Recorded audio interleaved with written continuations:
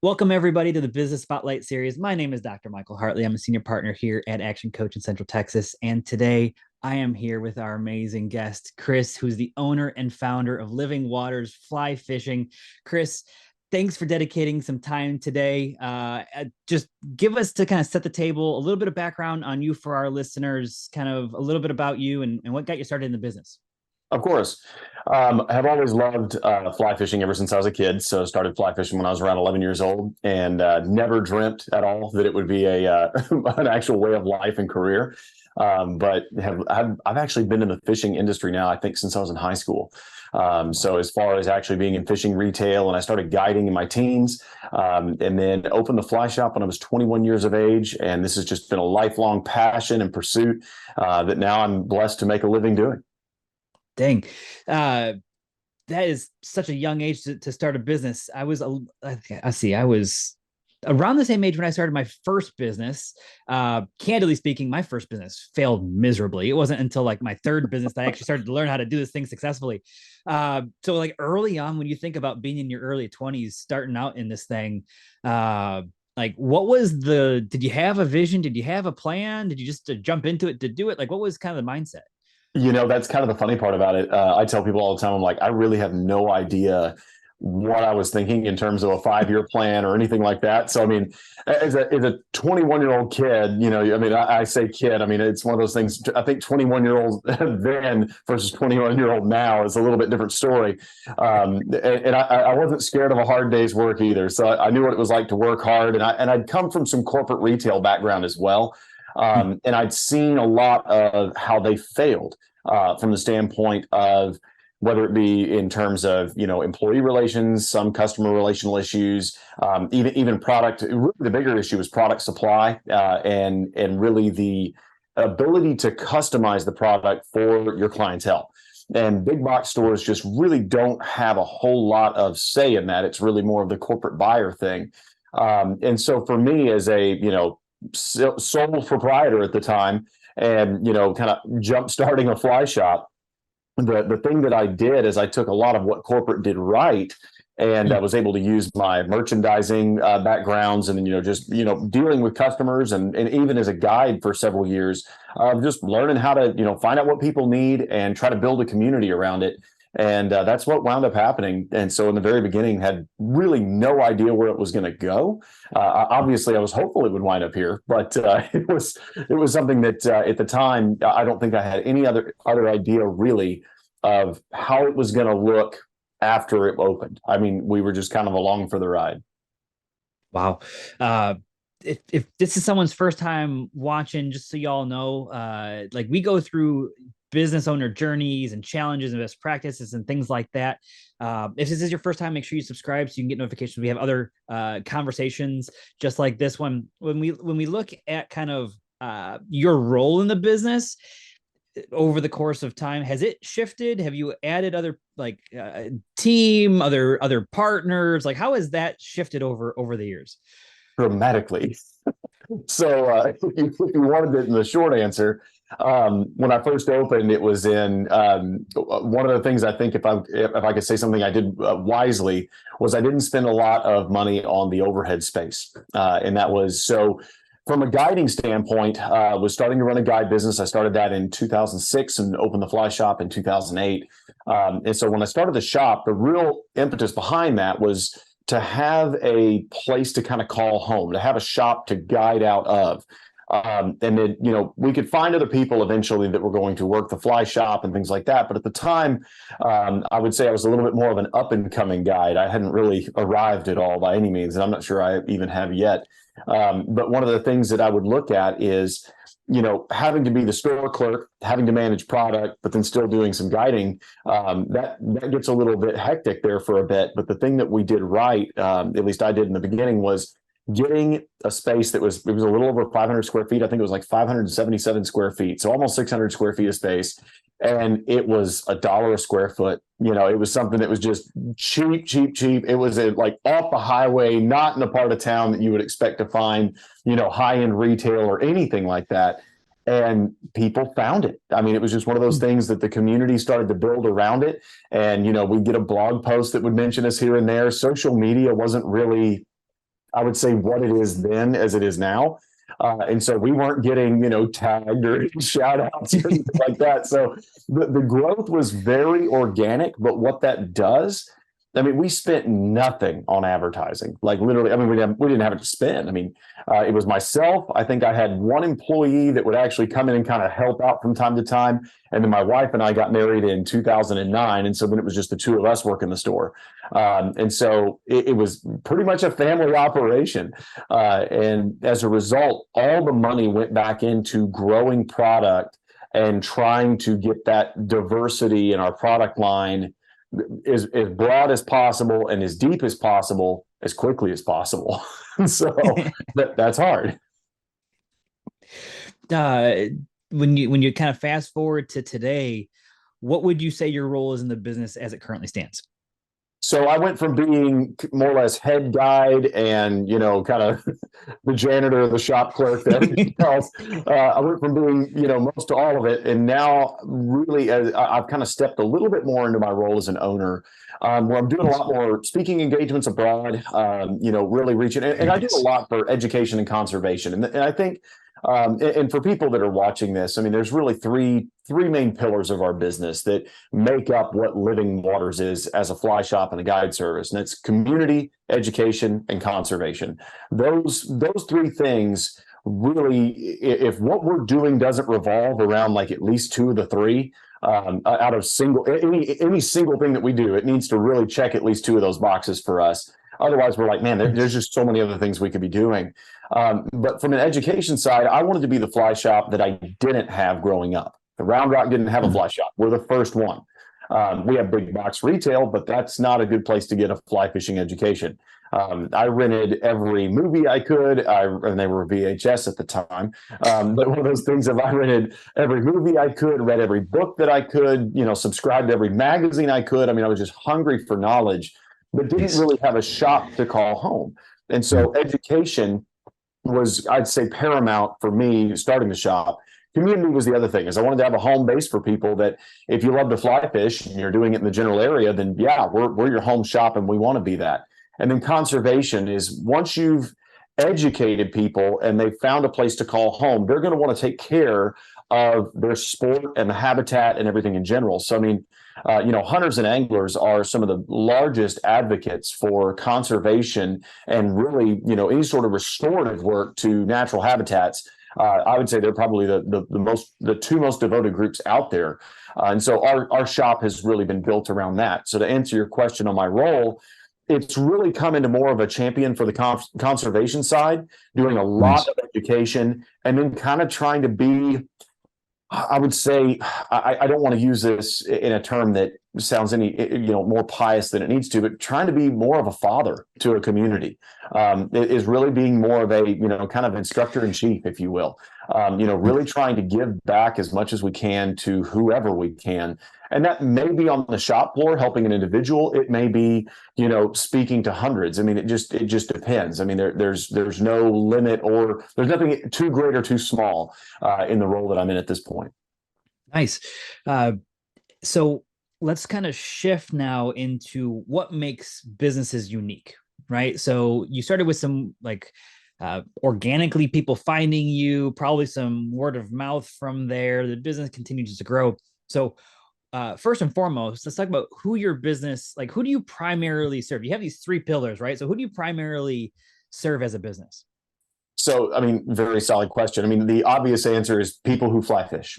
I mean, the fly fishing shop, that's probably, I mean, I know that sounds really stupid, but it's the thing that is obviously our principal market. But we also have a lot of people that maybe you don't fly fish yet, but you'd like to learn how.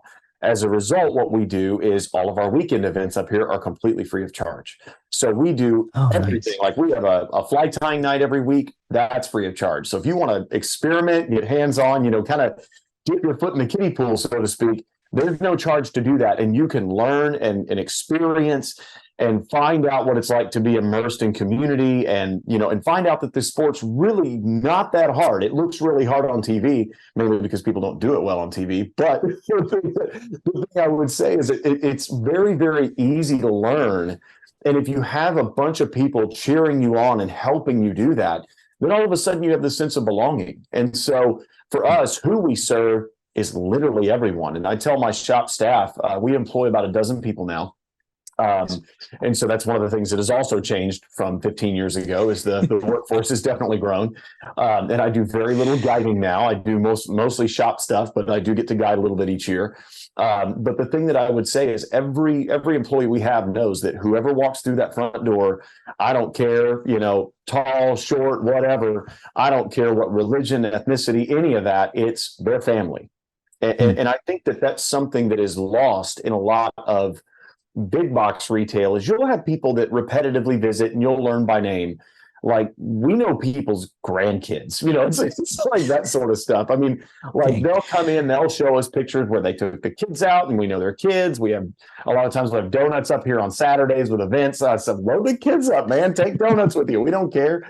I mean, that's part of it is really trying to invest in the entirety of the family, not just individuals. And we have no intention of wanting to see you once. We want to see you every week, every other week, as much as you can be in here. I mean, we joke with people. We have some folks that show up almost every day and we're like, do you need like a frequent visitor card? What do we can do for you? I'm like, but that's what it's about is really that investment in people.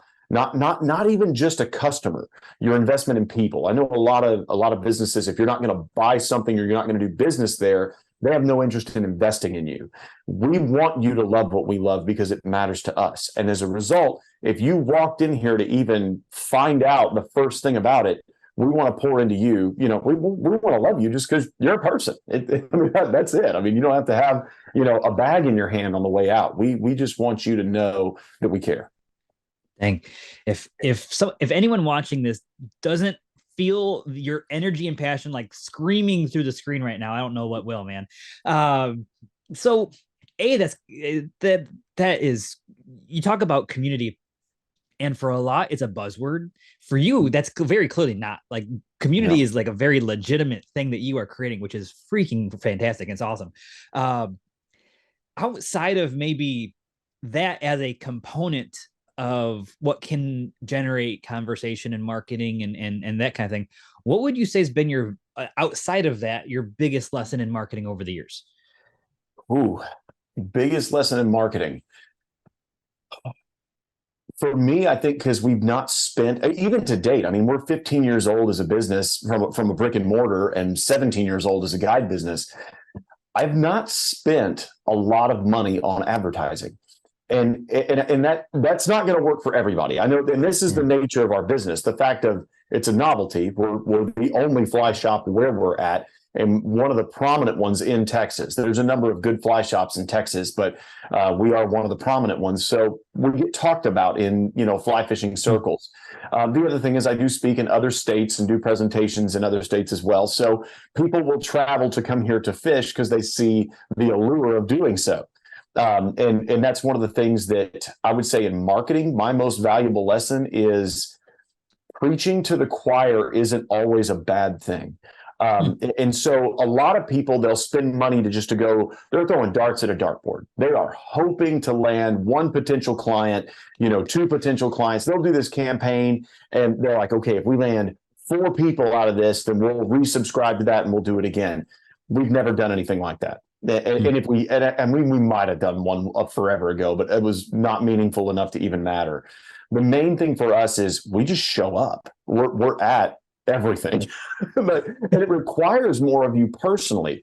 It doesn't require finances in terms of writing the check and paying the person who's going to do the marketing, but it does require a lot of you. And it's a tax on your family. It's a tax on your workforce. It's a tax on your business because you're not there a lot of times when you're showing up at these offsite events and these different fly fishing festivals and, film tours and speaking engagements and all that sort of stuff. But if we show up, I mean, we've done everything from Boy Scouts to, I think I've taught homeschool groups. We've done everything, man. I mean, we just show up. And that's something that for marketing, it's probably the most laborious model out there, but it's also the most loyal because you've invested yourself in something they already care about. And so that's something that I'd say my biggest lesson for marketing is don't throw stuff trying to make it stick. Try to be really concentrated in where you put your efforts. And as a result, when you do so, it's done with heart in it, not money. I mean, if I were to leave you with a quote on that, lovers will always work harder than workers. If you love it, you'll do things for love you'd never do for money. And so that's the whole point of, for what we do. For me, it's the education of wanting people to learn about a sport that's quite literally changed my life and is now, my profession. And, my kids do it. My wife does it. I mean, we just got back from an anniversary trip. What did we do on our anniversary? We fished. And she loves it. And that's something that a lot of people are like, wow, really? I'm like, yeah, this is what we do. Our kids know this is what we do. And as a result, being able to take that message as a family and as a shop to places, that's a different deal entirely. Dang.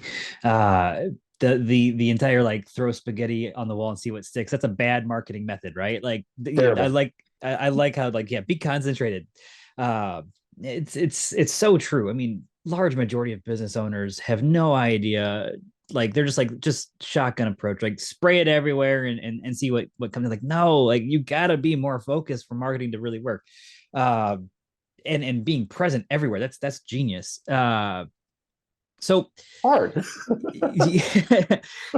You've been in business for a couple decades, right? Like, I mean, almost, yeah, we're almost years two. 17 years as a guide service. Biggest roadblock, whether it be early on or more recent, what would you say has been one of your biggest kind of roadblocks or hurdles that you had to kind of get past? Trying to be everywhere. No, honestly, there's a little bit of truth to that. I mean, the hard part is, just like, you're trying to be concentrated in your marketing efforts. We live in a community that it's exploding. I mean, the Austin metro area and, Round Rock, Georgetown, all that, it's one of the fastest growing areas in the nation. So, I mean, if not the fastest as far as the metro area goes. The thing that's a little bit crazy about it is that you have this insane growth curve. How do those people know anything about you? I mean, because used to, you were dealing with this, maybe not, it was never static, but it was growing at a slower rate where you had a little bit more time to accrue customers. Now it's something, it's like, well, isn't that great? It's growing like crazy. I'm like, it's good, but how do you reach a group that, may or may not know you're here? And one thing that I've kind of backed off on is, if they really love this sport or they've ever been interested in it, they're going to find you, because everybody, the model of fly fishing still revolves around a fly shop. And to have one of those here is more or less a novelty. But I would say, how do you reach the people that, I mean, we hear it all the time, man, we never knew you were here. And it's like, we've been here 15 years. And they're like, really? We've been buying our stuff online. I'm like, oh, it's like, we lost that. But, it's okay, because once they walk in the doors, they belong. And that's a different deal. And the internet, it can sell you stuff at the click of a button, but you'll never have a relationship with it. And that's roadblock number one, is I'd say the accrual of people that are new to the area. The other one I would say is the way that our ordering system works, just the seasonality of the sport. And this is definitely kind of unique to our shop, I think. But the rest, I mean, 90+% of fly fishing, in my mind, I would say 90% of, let's just take one. There's a leading fly manufacturer that we do business with. 90% of their sales are in trout. It's all a certain species of fish, and it's all trout fishing. We have one trout river in Texas. That's it. And so as a result, we're fishing for bass and panfish and carp and cichlids and, going to the Texas coast and doing redfish and sea trout and tarpon and everything else. None of that's trout. So we're looking at the other 10% of their business is like 90% of our business. And so we are up against the fact that they run a lot of their ordering systems are on seasons that kind of benefit Western states. And it's not real congruent with what we do down here. And so it gets a little touchy sometimes on cash flow. I would say that's something that we do hit, is where you have to order at a certain time, but our season doesn't mirror that one out west. And so sometimes cash flow can be a little bit of a concern. It's never anything that, makes you want to close the doors, so to speak, but it's something that you're like, a little tight this month. And so those are things that, the joke is fly shops are really great if you're a trust funder or an independent millionaire. I'm neither of those. And so, that's something that I don't have this, millionaire with a financial backing that owns the place. It's me, and I live in a little house over there. It's not anything that's all that impressive. And so it really does depend upon the grassroots of the community to make it happen. thing. Anyone who's watching this and is like, okay, I've heard of fly fishing. I've never really looked at it. You mentioned like the weekends, we got free things so that you can come like check it out. What would you say is like one or two of the biggest like misnomers about fly fishing? Okay. Yeah. I mean, I think that's great. One, that it's going to take you forever to learn it. We do an intro to fly fishing class up here that if you were to actually purchase a class like this, it would probably cost you $300 to $400 in terms of like teaching or things like that. I've seen classes like this that have been marketed for much more than that. But what we do is we open the shop up at 9 a.m. You come in, get a cup of coffee, donuts, meet our staff. We crank up at 10. We do a whole casting demonstration where then we show you how to do it. We put a rod in your hand. You learn how to do it. You come back into the shop. We have 2 indoor classes. One of them is kind of demystifying everything. You know, knots, rigging, tackle, all the stuff. It's kind of like learning a different language. And we demystify all that for you. And then we take a quick lunch break. You go support some local eatery and come back here, and we wind up doing a kind of a whirlwind tour through the Texas Hill Country and showing you where to park, where to fish, what to use, what fish are in what rivers, all that sort of stuff. And by the end of the day, you're armed and dangerous. I mean, one day of committing your time to it, and we paid you to be here. We fed you coffee and donuts, and it's like, it's like we were bribing you with donuts. But I mean, it's one of those things that, and the only thing that Round Rock is actually famous for those that are watching, is Round Rock donuts. It's actually, and it's literally right there out my window. So we're in downtown Round Rock. So it's dangerous. When we built the store, there's a sign on the front of the store. There's another sign on the back of the store that faces the donut shop. So literally that's how important donuts are here in Round Rock. So I mean, it's a weird deal, but that's why. So the number one misnomer is that it's hard. The second one is that it costs a fortune. You can get into fly fishing, rod, reel, line, with a case to put it in and a lifetime warranty to where if you stick the rod in a ceiling fan, you can get it replaced. That's going to cost you less than $300. And I mean, that's something that, nice. You start looking, and that stuff that you'll have for life. I mean, it's a lifetime product. And so that's something that you think about. A lot of things you bought for $200 and $300, you don't have anymore. I mean, whether it's a pair of hiking boots that you wore out or whatever, this is something that will live with you. And then even as you upgrade equipment, it's still a great spare to keep in your closet for when the inevitable happens and you break something. So, and you're totally right. Like Round Rock donuts, like that, the line is forever long on weekends and stuff like that. So you started without a plan. You've built this thing for 17 years. You got a team now. You have an influx of customers, of a true community that you've been building. What's the future look like for Living Waters? Where are you taking this business? That is a fantastic question, and one that we talk about quite a bit.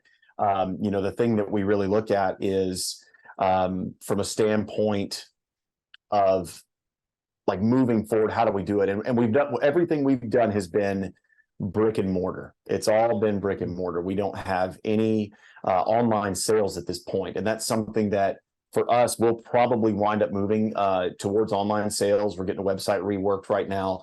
So we're probably going to see that, mainly because we want to interact with our customers abroad. The shop has grown such that people do want to support us that don't necessarily live here. And so that's something we really do want to make sure that we're able to, do so in such a way that people do get to do business with us abroad just because they want to support us and what we're doing as a mission and conservation. Number two would be really continuing to grow what we're doing in here intelligently, and really doing so with the purpose of, making sure we're very focused. And some of that, just a perfect example, online sales might be one thing, but what about people that want the information on weekends that don't live here? We've had people drive 4 and 5 hours to come to our events, and they don't get to do that all the time. So one of the things we want to do is make sure that they have access to that. And so we're going to reinstitute online events. So when COVID happened, we shifted everything online. We never did any online sales through the website. It was all shipping and phone orders and curbside, which is crazy. And we blew the doors off the place. Biggest 2 years as a fly shop we've ever had was 2020, 2021. And people were calling us, "Are y'all okay?" I'm like, "Okay, we need a break." And so for us, we did events. All of our events that we were doing on the weekends, we moved those online.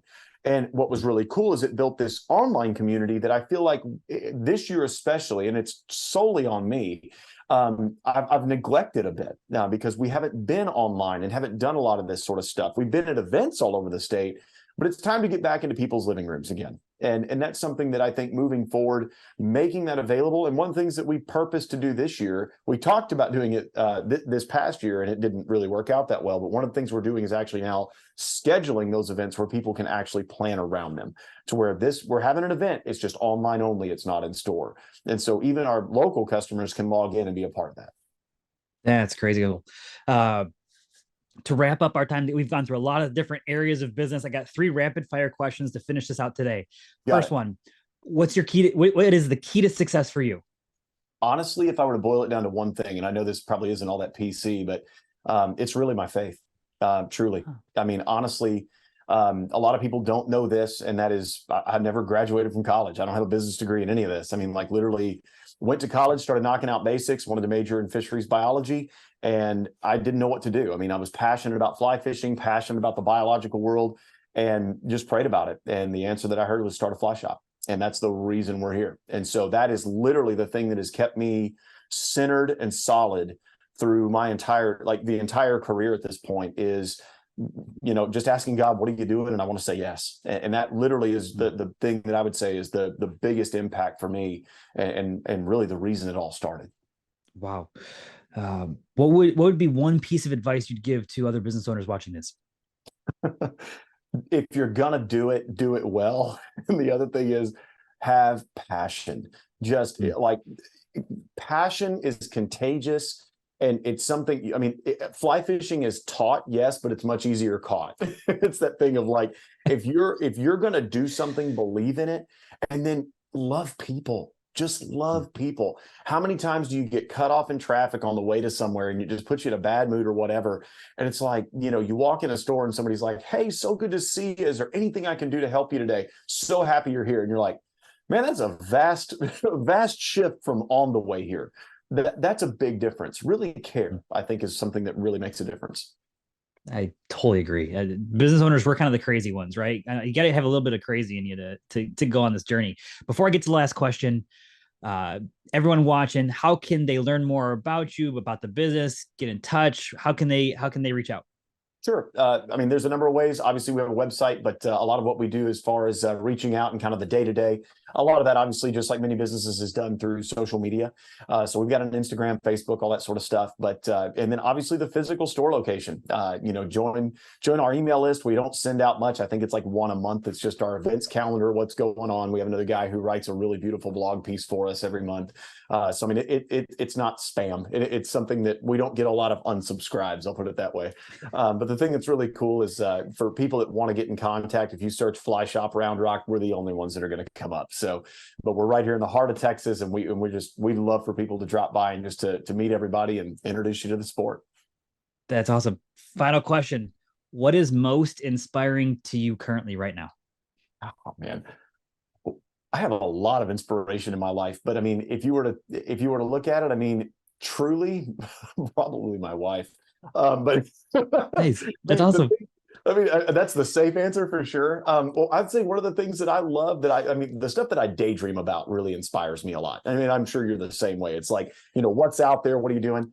And I would say just adventure, you know, that spirit of adventure and that place of, you know, rare places, rare fish, you know, what else is out there? Kind of the Star Trek thing of, you know, to boldly go where no man's gone before type thing. It's that, I think that's the part of like, you know, where else can I go get lost? And that's something that inspires me. I like that. Being alone is not always a bad thing. From starting a business at 21 to finishing out with a Star Trek reference. Chris, thank you for your time today. For those watching, I recommend you save this thing, come back to it. A lot of amazing information in here and building your own business. Chris, I appreciate your time today. Thank you. Absolutely a pleasure to be here.